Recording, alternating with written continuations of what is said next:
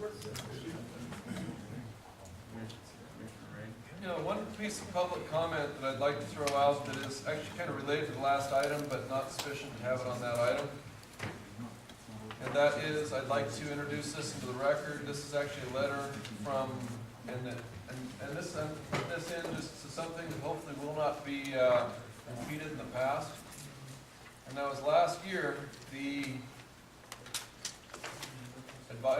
arbitration panel met, and their decision, they made a decision, and the director, in what appears to me to be a clear usurpation of judicial power, went ahead and didn't go along with their recommendations. And I want to read just a little bit of that, and then I want to give that to Suzanne to be incorporated into the minutes of this meeting. And that is that, the panel's recommendation was to recommend additional tag, and then Mr.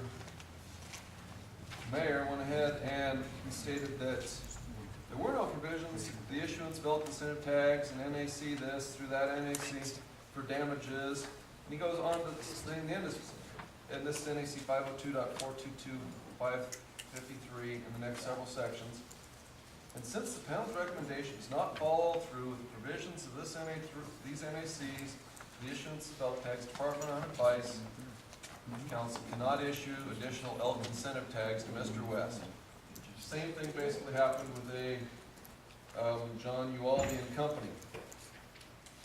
And it appears to me, and I would like to, if the council has a chance to look at this and give advice to the commission, perhaps, or simply comment on it would be appropriate, whether or not the director has the authority to go ahead and say that a committee has broken the law. Because my understanding, and I've been told by our council here, the Pepper Attorney General, is that no laws are ever broken until that's decided by a judge. The judge is the only one that can actually do that. It can be alleged, but you can't go ahead, and he should, and I think that was very wrong on behalf of the director, and hopefully the current director will not repeat that error, because state law very deliberately states, and this is in 502.422.8.3, the decision of the arbitration panel is final and binding on the parties if it complies with law. Who determines if it complies with law? Last I checked, it was a judge. 3 pages, Smith for Suzanne, and actually, if I could give these, may want to look over that and see any comments. Do that, Suzanne, when we're done. Thank you. Be included with the record of this meeting.